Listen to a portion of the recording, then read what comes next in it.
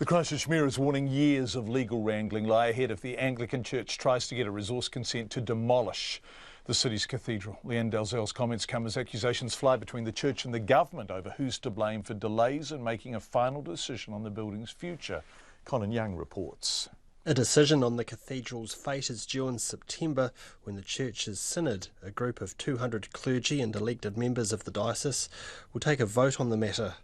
Lianne Dalziel says if it votes to decline the government's offer to help bankroll the cathedral's restoration and opts instead to demolish it, then the government should step in.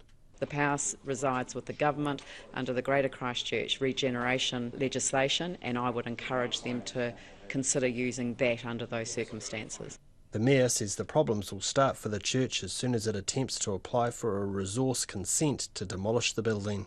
And that's my concern, is that we then start a whole legal process around whether they can get permission to demolish the cathedral. It's a Category 1 heritage building, and so there will be legal wrangles for years.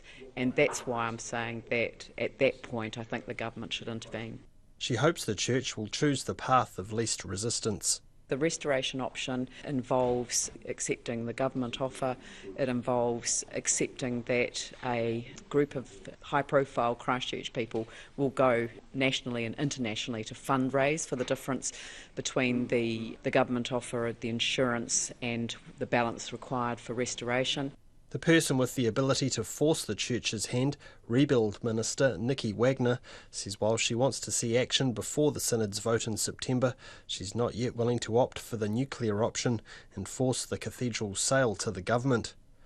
Meanwhile, a war of words has broken out between the man she replaced as Rebuild Minister, Jerry Brownlee, and Bishop Victoria Matthews over who is to blame for the long delay in sorting out the whole mess. In an opinion piece, the Bishop has blamed court action and Mr Brownlee's busy schedule for the hold-up. She wasn't available to be interviewed, but here is part of the letter she penned. After the court cases were behind us, there was the kind offer of the Crown to assist the Church. Unfortunately, this offer of assistance morphed into a series of delays while the then Minister for the Regeneration of Greater Christchurch was unavoidably out of the country as the Government Minister of Defence. These delays were not caused by the Church. Her letter talks about the media fueling the flames of discord and asks a series of questions. There are many questions. One of my favourite questions to ponder is, what do people mean when they say our cathedral in the square is an icon? Another question I ask is whether the hurting city of Christchurch will be better helped by fixing this broken building or by attending to the pain of the people who are still suffering. In a written response, Jerry Brownlee said at no point was his availability an issue for the church property trustees, and he found the suggestion deeply disappointing. The government offer of help was made late last year and I was not out of the country again until March. In the lead up to the offer, I made myself available to meet with the CPT at their request, but an invitation was not forthcoming.